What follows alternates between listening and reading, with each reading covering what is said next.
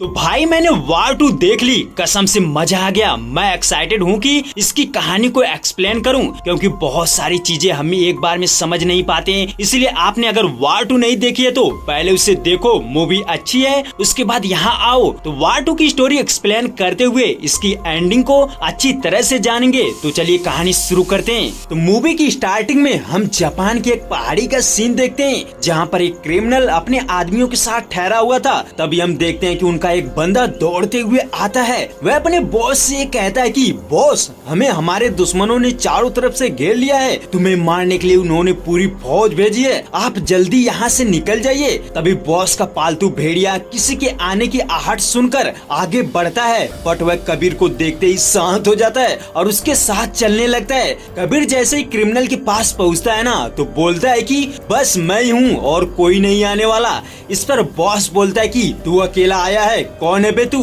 तो कबीर कहता है कि वैसे मैं बता देता कौन हूँ, बट उसका कोई मतलब नहीं, क्योंकि मैं तुम्हारी मौत हूँ। ये सुनकर बॉस मुस्कुराकर ये बोलता है कि उसका आज 75वां जन्मदिन है, उसके लोगों ने उसके लिए 100 साल जीने की दुआ मांगी है, और तू है कि मुझे मारने की बात कर रहा है। अब बॉस कबीर को मारने के लिए अपने आदमी को भेजता है। तभी कबीर अपनी गन निकाल लेता है। इस पर बॉस बोलता है कि ये जगह हमारे लिए मंदिर के समान है, हम गन से छूते नहीं हैं। ये सुनकर कबीर भी अपनी गन फेंक देता है और फिर फाइट स्टार्ट होती है। कबीर इन जापानियों से काफी दमदारी से लड़ता है और धीरे धीरे करके उनको मार देता है और उनका अड्डा भी ब्लास्ट कर देता है। तो सवाल है कि आखिर कबीर यहाँ पर आया क्यों था, वह इन जापानियों को क्यों मारता है, इसका पता यहाँ पर चलता है। हम देखते हैं कि कबीर एक लेडी से मिलता है। यहाँ पर पता चलता है कि वह इसके कहने पर ही इन जापानियों को मारता है, यानी कबीर ने 15 महीने में 20 लोगों को इसके कहने पर मारा था। इससे समझ आता है कि कबीर किसी को भी मारने का कॉन्ट्रैक्ट लेता था। तभी लेडी कहती है कि मैं तुमसे इम्प्रेस हुई, बट तुम मुझे बहुत याद आओगे, क्योंकि कोई है जो चाहता है कि सिर्फ तुम उसके लिए काम करो। कबीर बोलता है कि कौन है वो? तो लेडी बताती है कि कली के लोग तुमसे मिलना चाहते हैं। ये कहकर लेडी कबीर को धोखे से ट्रैप में फंसा देती है और कबीर बेहोश हो जाता है। अब सीन शिफ्ट होता है कर्नल लूथरा के पास। हम देखते हैं कि उसकी बेटी काव्या लूथरा को उसकी बहादुरी के लिए मेडल देकर सम्मानित किया जा रहा था। वह एक विंग कमांडर ऑफिसर थी, उसने कई लोगों की जान बचाई थी, वह बहुत खुश थी। वहीं कर्नल लूथरा भी अपनी बेटी की बहादुरी से बहुत खुश था। वह खुशी खुशी अपनी बेटी के साथ डांस कर रहा होता है। तभी उसे एक कॉल आता है। काव्या समझ जाती कि कोई इम्पोर्टेंट कॉल है, तो वह कहती कि कोई बात नहीं, आपके लिए तो इंडिया फर्स्ट है ना। तभी कर्नल लूथरा को बताया जाता है कि कबीर पकड़ा गया है। उसके बाद हम कबीर को देखते हैं, जिससे हिमालय की पहाड़ी में कहीं बांधा गया था। कबीर हैरान था कि मुझे यहाँ पर क्यों रखा गया है। तभी हम देखते हैं कि एक टेररिस्ट ग्रुप वीडियो कॉल के जरिए उसके सामने दिखाई देते हैं। इस ग्रुप में अलग अलग कंट्री के लोग थे, जैसे जापान, चाइना, बांग्लादेश, यहाँ तक कि पाकिस्तान और इंडिया से भी। तो वह इस ग्रुप के चलते हर एक देश की पावर, इकोनॉमी, हर चीज को छीनकर अपनी मुट्ठी में लेना चाहते थे। यानी चाहे कोई भी देश हो, वह कली के इशारे पर चलेगा। वह बताते हैं कि कबीर, तुम्हें आपसे कली के लिए काम करना पड़ेगा, हमें तुम्हारा काम बहुत ज्यादा पसंद आया। तुम्हें भले ये नहीं पता होगा कि तुमने जिस लेडी के लिए काम किया था ना, उसमें से ज्यादा हमारा ही काम है। तो कबीर कहता है कि इसमें कौन सी बड़ी बात है, पैसा दो, मैं तुम्हें लाश दूंगा। यानी कबीर पैसे के लिए किसी को भी मारने के लिए तैयार था। बट वह बताते हैं कि इन सब चीजों से भी बड़ा कुछ करना है यार, तुम्हारा इंडिया तुम्हारे इशारों पर नाचेगा, बस तुम हमारे ग्रुप में शामिल हो जाओ। तो कबीर हमेशा से ही देशभक्त था। वह जानता था कि इंडिया से भी बहुत से लोग इस ग्रुप में जुड़े होंगे। तो वह सोचता है कि इस ग्रुप में शामिल हो गया तो मैं कली को ढूंढ निकालूंगा और सबको खत्म कर दूंगा। तो इसीलिए वह हाँ बोल देता है। लेकिन एक शर्त थी। इंडिया का एजेंट बोलता है कि तुम्हें हमारे ग्रुप में शामिल होने के लिए एक काम करना पड़ेगा, यानी एक बंदे को मारना पड़ेगा। तो कबीर जब पीछे देखता है तो कर्नल लूथरा था, जिसे धोखे से बुलाकर बांधा गया था। हालांकि कर्नल लूथरा समझता है कि कबीर भी इन क्रिमिनल्स ग्रुप का हिस्सा है, जिससे वह गुस्से से उसके ऊपर थूकता है और क्रिमिनल्स ग्रुप को बहुत बोलता है। बट वह कबीर को ऑर्डर देते हैं कि अगर तुम्हें शामिल होना है तो तुम्हें इसे मारना होगा। ये कहकर चले जाते हैं। वेल अब सीन शिफ्ट होता है 2 साल पहले।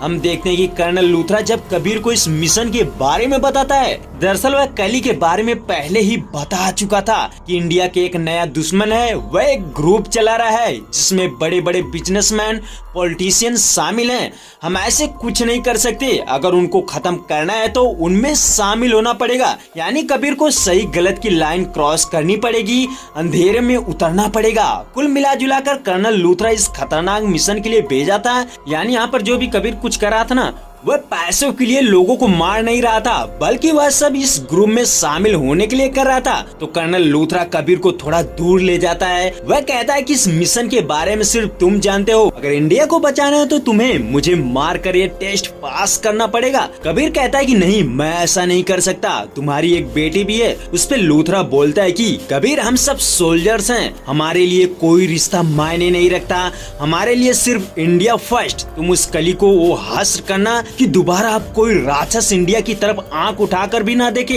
अब कबीर कर्नल लूथरा को ना चाहते हुए भी गोली मार देता है। आगे देखते हैं कि जब ये बात काव्या को पता चलती है तो वह बहुत रोती है। तभी उसे बताया जाता है कि हमें एक वीडियो भेजा गया है। उस वीडियो में कबीर ने जो कर्नल लूथरा को मारा था ना, वही रिकॉर्डिंग थी। काव्या देखकर बहुत गुस्सा होती है। उसके बाद हम कबीर को देखते हैं जो कली ग्रुप से मिलने जाता है। उसी क्रिमिनल ग्रुप में से एक जो इंडिया का क्रिमिनल था वह सामने आता है, जिसका नाम था गौतम गुलाटी।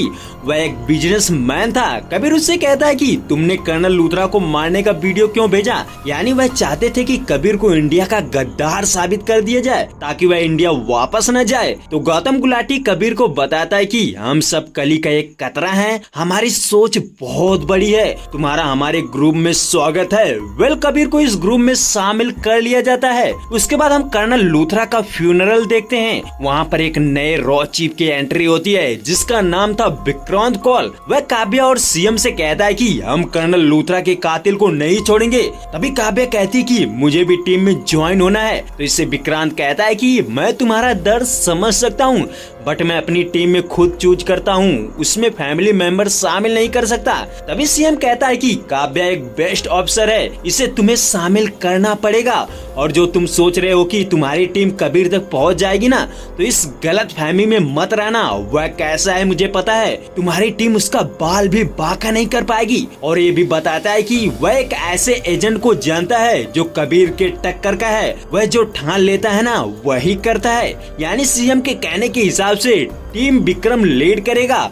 वेल अब हम विक्रम को देखते हैं जो सोमालिया में था, किसी मिशन पर जाने के लिए तैयार था। तभी पता चलता है कि हाल ही में कुछ टेररिस्ट इंडिया के स्वराज शिप पर हमला करके जितने भी हथियार थे ना उन्हें लूट लिया और 8 ऑफिसर उनके कब्जे में हैं। उसका अड्डा समुद्र के किनारे एक बोर्ड पर था और उसके चारों तरफ लैंड माइंस बिछी थी। यानी कोई भी नीचे की तराश से आता तो मारा जाता। तो हम देखते हैं कि विक्रम जो थोड़ा जिद्दी और एडवांस था, वह हर एक काम अकेले करना चाहता था। वह चार्टेड प्लेन को पकड़कर उड़ते हुए उनके अड्डे पर पहुंच जाता है। वहां पहुंचते ही तांडव शुरू कर देता है। यानी चारों तरफ तबाही। जो लेट टेररिस्ट था ना उसे मारकर अपने ऑफिसर को सेफ्टी के साथ बचा लेता है। वेल अब सीन शिफ्ट होता है रॉ हेडक्वार्टर दिल्ली के अंदर, जहां पर विक्रांत काव्या के साथ ये डिस्कस कर रहा था कि आखिर कबीर ने किस वजह से लूथरा को मारा होगा। उनका कहना था कि वह तो उन्हें पिता समान मानता था ना, उनसे बहुत प्यार करता था, उनकी हर एक बात मानता था, तो फिर कैसे वह उन्हें मार सकता है। वहीं विक्रम भी मौजूद था। वह भी गेस करता है कि शायद वह पैसों के लिए मारा हो, बट उसे बताया जाता है कि कबीर के लिए पैसे मायने नहीं रखते, उसके लिए इंडिया फर्स्ट है। वहीं ये भी सोचा जाता है कि उसकी फैमिली तो कोई है नहीं, तो फिर किसके लिए वह ऐसा कर सकता है। तभी काव्या कहती है कि एक मिशन के दौरान वह नैना से मिला था जो मारी जाती है और उसकी एक बेटी है रूही, जिसे कबीर बहुत मानता है। वेल यहाँ पर एक डिसीजन लिया जाता है कि अगर कबीर रूही को प्रोटेक्ट कर रहा है तो वह उससे मिलने जरूर आएगा। अब हम स्पेन के एक कॉलेज को देखते हैं जहाँ पर रूही पढ़ रही होती है। वह अपने बॉयफ्रेंड के साथ घूम रही थी। तभी कबीर उसके फोन पर एक कोड वर्ड भेजता है, रेड। ये देखकर वह सोचने लगती है कि रेड ये क्या हो सकता है। तभी वह देखती है कि एक बूढ़ा आदमी उसको फूल बेच रहा था। रूही समझ जाती है कि वह फ्लावर को ले लेती है उसमें से ईयरबड निकालकर वह कबीर से कांटेक्ट में हो जाती है। कबीर उसे बताता है कि मेरी बात सुनो, तुम वहाँ से अंदर आओ। इस पर रूही कहती है कि मुझे पता है तुम जब भी मुझसे ऐसे कांटेक्ट करते हो ना, इसका मतलब है हमारे पीछे कोई तो है। तो वैसा ही था, क्योंकि इधर विक्रम काव्या के साथ फील्डिंग सजाए हुए था और कुछ लोग रूही का पीछा करने लगते हैं।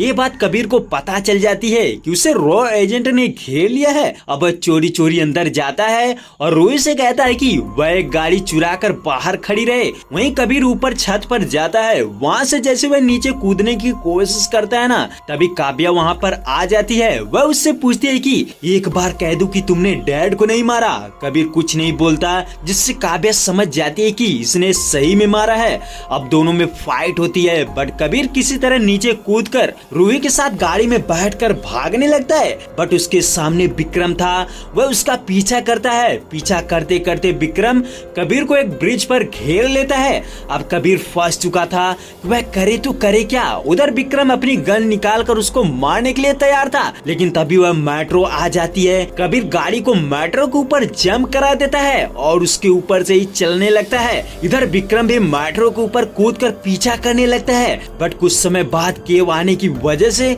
विक्रम फंस जाता है। वह लोगों को बचाना जरूरी समझता है। वह आगे का हिस्सा खोल देता है, जिससे ट्रेन अलग हो जाती है। वहीं कबीर और रूही नीचे नदी में कूद जाते हैं। तो कुछ इस तरह कबीर विक्रम के हाथों से बच गया था। अब वह मनाली जाता है, जहाँ पर खालिद की माँ रहती थी। खालिद की माँ कबीर को देखकर अपने बेटे को याद करने लगती है। उसका कहना था कि तुमने एक गद्दार के बेटे को इज्जत दिलाई है, ये एहसान मैं कभी भी नहीं भूल सकती। तुम बहुत नसीब वाले हो, तुम्हें खुदा ने अपने देश की हिफाजत के लिए चुना है। जाओ अपना मिशन पूरा करो। वेल कबीर रूही को उनके पास छोड़कर यमन जाता है। वहाँ पर गौतम गुलाटी से मिलता है। वहाँ ये पता चलता है कि कबीर को इसने ही मैसेज करके बताया था कि तुम्हें कॉलेज में पकड़ने का प्लान बनाया गया है। तो ये सुनकर कबीर गुलाटी से पूछता है कि तुम्हें कैसे पता चला कि मुझे पकड़ने आए हैं? लगता है रॉ एजेंट में कोई तुम्हारी तरफ से खबरी है क्या? तो गौतम गुलाटी उसकी बात टाल देता है। हालांकि कबीर उससे जानने की कोशिश कर रहा था कि आखिर हमारे रॉ में कौन गद्दार हो सकता है, बट वह नहीं बताता। गुलाटी उससे कहता है कि इंडिया के कैबिनेट में से हमें किसी आदमी को मिलाना होगा, यानी उसका निशाना था सीएम सारंग। वह कहता है कि मैंने सारंग को बहुत मिलाने की कोशिश करी है, बट उसके अंदर देशभक्ति कूट कूट कर भरी है। वह नहीं मान रहा है, इसीलिए तुम्हें उसे हमारे साथ मिलाना होगा। उसके लिए गौतम गुलाटी एक प्लान बनाता है। वह कहता है कि सारंग का एक भाई है जो अपनी फैमिली के साथ चैट एंड फ्लाइट से सिंगापुर से दिल्ली आ रहा है, जिसमें सारंग की वाइफ भी है। तुम्हें उनको मारना है, जिससे सारंग पर से देशभक्ति का भूत उतर जाएगा। कबीर कहता है कि जब मैंने देशभक्ति छोड़ दी तो एक नेता से छुड़वाना कोई बड़ी बात नहीं है। उसके बाद कबीर विक्रम को फेक आईडी के जरिए एक होटल में बुलाता है। वहाँ पर विक्रम कबीर को देखकर हैरान हो जाता है, बट वह उससे उसका मकसद जानना चाहता था कि आखिर वह किस लिए उसे बुलाया है। तो कबीर उसे कर्नल लोथरा और सारंग की फैमिली को मारने की सारी सच्चाई बताता है। उसका कहना था कि मैं तुम्हें एक निर्दोष फैमिली को बचाने का मौका दे रहा हूँ, तुम्हें कली और मुझसे उन लोगों को बचाना है। ये सुनकर विक्रम कहता है कि तुम्हें मुझ पर क्यों भरोसा है, तुम चाहते तो विक्रांत और काव्या को बता सकते थे। तभी कबीर कहता है कि मुझे विक्रांत पर भरोसा नहीं है, क्या पता वह कली से मिला हो, और तुम तो जानते हो काव्या मुझसे नाराज है। वेल यहाँ पर विक्रम कबीर की बात मान लेता है। वह कहता है कि ठीक है, बट आज की रात जश्न मनाते हैं। उसके बाद दोनों खूब डांस करते हैं। उसके बाद नेक्स्ट डे कबीर सारंग की फैमिली को मारने के लिए आसमान में ही ऊपर से एक प्लेन लेकर अटैक कर देता है। वहीं पर विक्रम भी था। तो कबीर और विक्रम दोनों मिलकर जितने भी कली के आदमी थे ना, सबको मार देते हैं। वहीं जब सबको खत्म कर देते हैं ना, तो हम देखते हैं कि एक एयर होस्टेज ने सारंग की फैमिली को दवा पिलाकर बेहोश कर दिया था। तभी विक्रम उस एयर होस्टेज को मारते हुए ये कहता है कि कितना अच्छा होगा अगर इन लोगों को नींद में ही मौत नसीब हो जाए। ये सुनकर कबीर हैरान हो जाता है। इससे पहले वह कुछ करे तभी विक्रम उन सभी लोगों को मार देता है। कबीर समझ जाता है कि ये कली का दोस्त है। अब विक्रम कबीर से कहता है कि पार्टनर, मैं भी चाहता तो तुझे मार दूं, बट अभी तुझे मारने का वक्त नहीं आया है। उसे पैराशूट देकर कूदने को बोलता है और यहीं पर एक बात बोलता है कि वह कहता है कि जा कब्बू नीचे कूद जा। ये सुनकर कबीर शौक था। वह कहता है रघु, और फिर विक्रम उसे नीचे फेंक देता है। यहीं पर एक बहुत बड़ा सस्पेंस खुलता है। ये दोनों बचपन के दोस्त थे, रघु और कब्बू। वेल अब हमें इनके बचपन की कहानी देखने को मिलती है। सीन शिफ्ट होता है 1999 में मुंबई के अंदर। हम देखते हैं कि कबीर को कुछ लड़के मार रहे होते हैं ताकि वह भीख मांग सके, तो वह उसे परेशान कर रहे थे। तभी वहाँ पर रघु देख रहा था। वह गुस्से से उन पर अटैक करके कबीर को बचा लेता है। दोनों ट्रेन के ऊपर चढ़कर भाग जाते हैं। तभी कबीर कहता है कि मुझे ये सब सीखना है रघु। दरअसल रघु चोर था, वह चोरी किया करता था, यानी हर चीज में एक्सपर्ट था। वह बोलता है कि अगर एक बार हाथ थाम लिया तो जीवन भर साथ निभाना पड़ेगा। अगर निकलना है तो अभी निकल जा। तो कबीर वादा करता है कि चाहे जो भी हो जाए हम साथ नहीं छोड़ेंगे। तो रघु उसे धीरे धीरे चोरी सिखाता है और लड़ना भी सिखाता है। उसका एक रूल था, आई एम फर्स्ट। वह उसका नाम कब्बू रखता है। एक दिन दोनों चोरी करते हुए पुलिस के हाथ लग जाते हैं। कब्बू पकड़ा जाता है, वहीं रघु भाग जाता है। बट कुछ देर बाद वह अपने आप अपने दोस्त की खातिर पुलिस के हवाले कर देता है। उसका कहना था कि भागेंगे तो साथ में और जाएंगे भी तो साथ में। वेल अब उनको बाल गृह में बंद किया जाता है जहाँ पर बहुत सारे बच्चे थे। एक दिन रघु कहता है कि चल आज यहाँ से भाग चलते हैं। तभी वहाँ पर उसी दिन कर्नल लूथरा आता है। वह हर 6 महीने में कुछ बच्चों को सिलेक्ट करके अपनी आर्मी में शामिल किया करता था। वह कहता है कि तुम लोग चाहे चोर हो या कुछ और हो, मुझे उससे मतलब नहीं है। मैं तुम्हें चॉइस देना चाहता हूँ, इज्जत से जीने की, देश की सेवा करने की, वर्दी पहनने की। यानी वह ट्रेनिंग के दौरान जो भी बच्चा पास होता था ना, उनको सिलेक्ट करता था। तो रघु कहता है कि चल कब्बू, इसको दिखाते हैं हम क्या चीज हैं। अब ट्रेनिंग शुरू होती है। रघु और कब्बू हर चीज में फर्स्ट आते हैं। उनका फिजिकल भी टेस्ट हो रहा था और मेंटल भी। तो जब ट्रेनिंग खत्म होती है तो कर्नल लूथरा 2 लोगों को सिलेक्ट करता है, ये कबीर और दूसरा जितेंद्र। ये सुनकर रघु निराश हो जाता है। उसका कहना था कि उसने हर टेस्ट में फर्स्ट आया है, वह सब कुछ पास किया है, तो फिर उसका सिलेक्शन क्यों नहीं हुआ। यही बात कब्बू भी लूथरा से कहता है कि सर जो भी कुछ मैंने सीखा है ना, इससे ही सीखा है। ये कुछ भी कर सकता है, ये मुझसे भी बेस्ट है। बट लूथरा कहता है कि ये भले ही फिजिकल में फर्स्ट आया हो, बट तुम्हारा दोस्त मानसिक रूप से तैयार नहीं है। उसकी सोच अच्छी नहीं है, क्योंकि उसका सोचना था कि खुद से बड़ा कुछ नहीं, जबकि कबीर का सोचना था कि सबसे पहले देश। लेकिन रघु देश के बारे में कुछ नहीं सोचता था, वह खुद को राजा बनने को बोलता है। इसलिए कर्नल लूथरा उसे डिस्क्वालीफाई कर देता है। रघु बहुत गुस्से में था। वह कब्बू से कहता है कि चल हम यहाँ से भाग चलते हैं और बहुत बड़ा चोर बनेंगे, दुनिया पे राज करेंगे। बट कब्बू कहता है कि नहीं, हमें एक मौका दे रहे हैं देश की सेवा के लिए, तू भी मान जा। 6 महीने बाद फिर आएंगे, तू उस बार सेलेक्ट हो जाएगा। बट रघु नहीं मानता। उसका कहना था कि जा तू देश का नौकर बन, मैं नौकर नहीं बन सकता, मैं अकेले राज करूंगा। वेल यहाँ पर दोनों एक दूसरे से अलग हो जाते हैं। बट कुछ दिन बाद रघु भी रॉ में शामिल हो चुका था, बट वह अपना नाम विक्रम रखा था। उसके बाद कहानी एक बार फिर प्रेजेंट टाइम में आती है। हम विक्रम को देखते हैं जो गौतम गुलाटी से बात कर रहा होता है। वह पूछता है कि तुझे तो कबीर को प्लेन पर मारना था ना, तो वह कैसे बच गया। अब ऐसी गलती नहीं होनी चाहिए, कैसे भी उसे ढूंढ कर खत्म कर दो। तभी विक्रम कहता है कि कबीर को ढूंढने की जरूरत नहीं है, तुम जहाँ हो वह तुम्हें ही ढूंढते हुए आएगा, क्योंकि तुमने उससे ये सब कुछ करने को बोला था और उसको प्लान में फंसाया था। इसलिए तुम जहाँ हो उसका लोकेशन भेज देना। अब नेक्स्ट डे गौतम गुलाटी अरब खाड़ी में शिप पर था। तभी वहाँ पर कबीर पहुँच जाता है।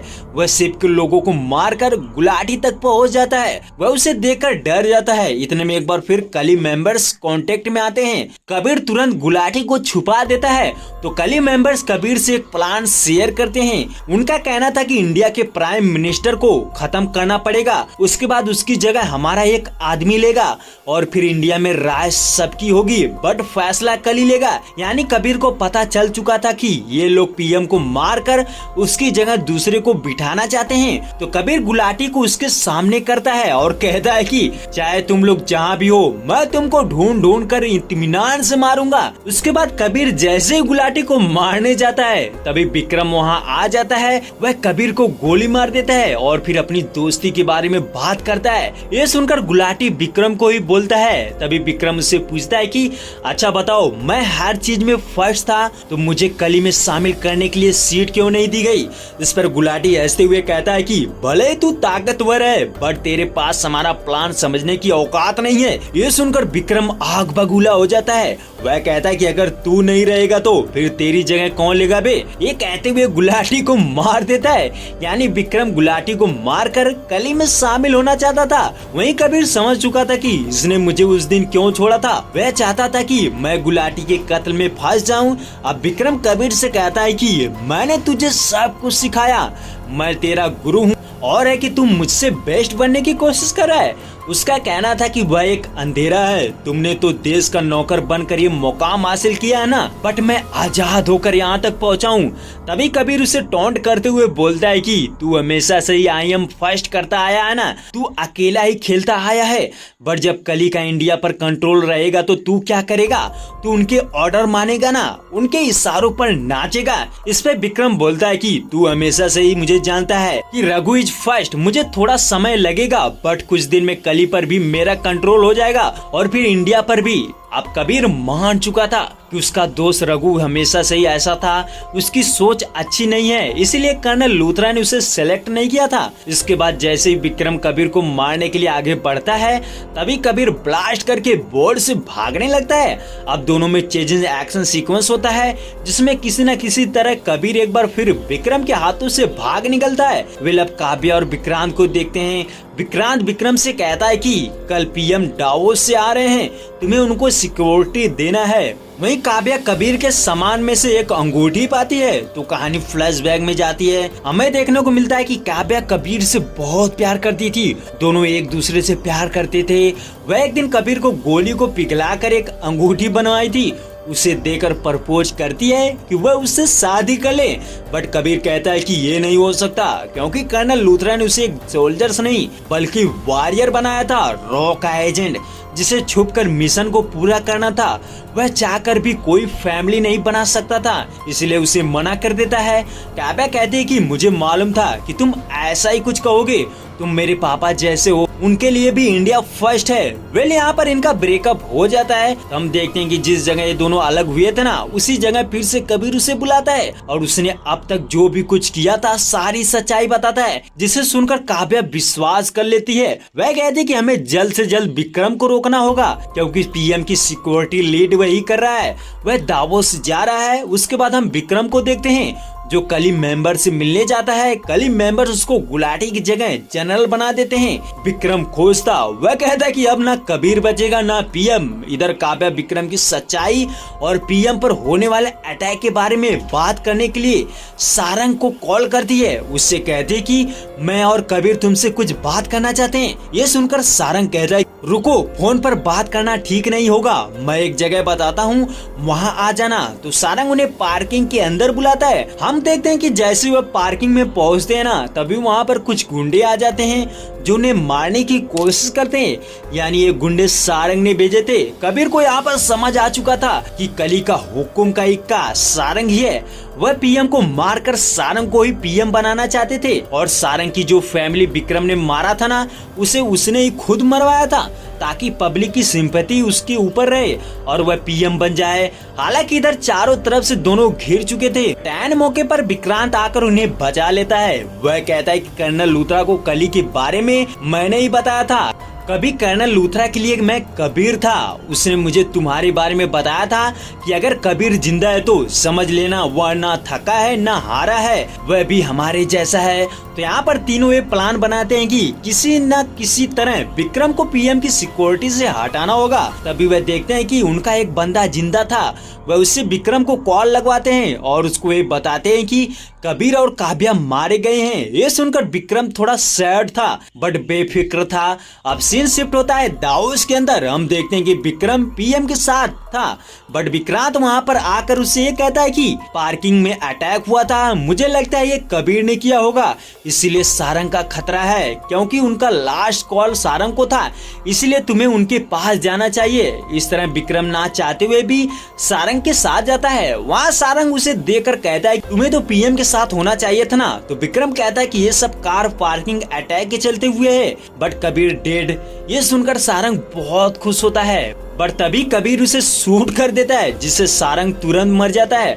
और फिर विक्रम को कॉल करके बताता है कि ये देखकर वह हैरान था, क्योंकि उसने सोचा था कि वह मर गया। तो कबीर विक्रम को भी गोली मार देता है। वह कहता है कि चिंता मत कर, तू मरेगा नहीं, तेरे दिल से 1 इंच नीचे मारा हूँ, मैं आज भी तुझे भूल नहीं पाया, इसलिए तुझे मार नहीं सकता।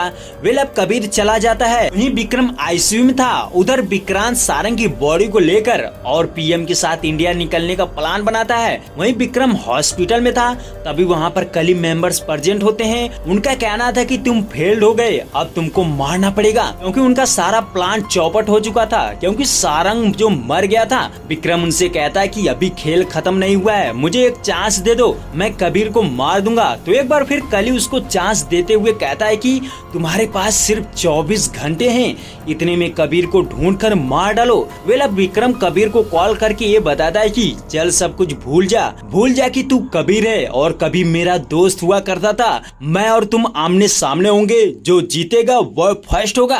अब कबीर भी इसके लिए हाँ बोल देता है। वह कहता है कि बता कहाँ आना है। वहीं विक्रांत और काव्या उसको ये कहकर रोकते हैं कि वह वहाँ ना जाए, क्योंकि इसी तरह कर्नल लूथरा भी फंसा था। विक्रम की ये सोची समझी चाल है, तुम उसके ट्रैप में फंसने मत जाओ। कबीर फिर भी नहीं मानता।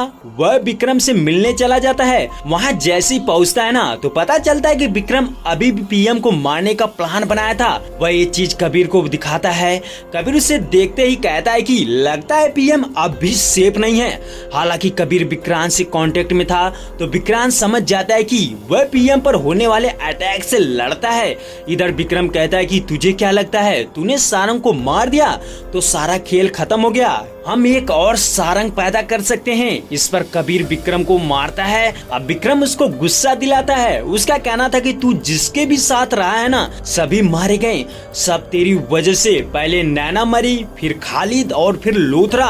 ये सुनकर कबीर उसे और मारता है। अब दोनों में जबरदस्त लड़ाई होती है। लास्ट में कबीर विक्रांत को घायल कर देता है। वह मरने ही वाला था। तभी विक्रम कहता है कि तू जीत गया, मैं हार गया, तू हमेशा से फर्स्ट था, तेरा मामा तुझे ठीक पहचाना, मैं हर समय फर्स्ट आने के लिए भटकता रहा, लेकिन तू हमेशा से अपने देश के साथ था। यानी विक्रम समझ चुका था कि वह गलत था। तो कबीर कहता है कि मुझे तो तूने ही सब कुछ सिखाया था, तू मुझसे बेस्ट है और आज भी इंडिया का बेस्ट सोल्जर बन कर रह सकता है। ये सुनकर विक्रम उसे ये बताता है कि पीएम अब भी खतरे में है, उससे बचा ले, क्योंकि सारंग की बॉडी में हमने बम फिट किया है। तो कबीर ये बात विक्रम को बताता है। इधर कबीर विक्रम को लेकर चला जाता है। वहीं विक्रांत सारंग की बॉडी को नीचे फेंक देता है, जिससे पीएम सेफ्टी के साथ इंडिया पहुंच जाता है। हालांकि विक्रांत भी कर्नल लूथरा की तरह उसे गद्दार साबित करता है। उसका कहना था कि कबीर ने ही पीएम को मारने की कोशिश करी थी, वह गद्दार है। अब सीन शिफ्ट होता है 9 महीने बाद। हम देखते हैं कि कबीर मास्को में था, वहीं विक्रम भी था। वह दोनों मिलकर कली के हर एक मेंबर्स को खत्म कर देते हैं। उसके बाद वह एक दूसरे से अलग होने वाले थे। विक्रम कहता है कि कहानी यहीं पर खत्म नहीं होती, ना जाने कितने कली जन्म लेते रहेंगे। कबीर कहता है कि चाहे कुछ भी हो, जब तक ये राक्षस रहेंगे तब तक कोई पठान, कोई टाइगर, कोई कबीर, कोई रघु इनसे सामना करता रहेगा। वेल यहाँ पर कबीर कहता है कि तूने मुझे जीना सिखाया, मैंने तुझे जिंदगी दी, जा भाई साहब बराबर हो गया। तो यहाँ पर दोनों अलग अलग चले जाते हैं। उसके बाद कबीर काव्या के साथ रहने लगता है। तो दोस्तों यहाँ पर वार 2 की कहानी खत्म होती है। वहीं आपको कैसी लगी वार 2 कमेंट करके जरूर बताएं।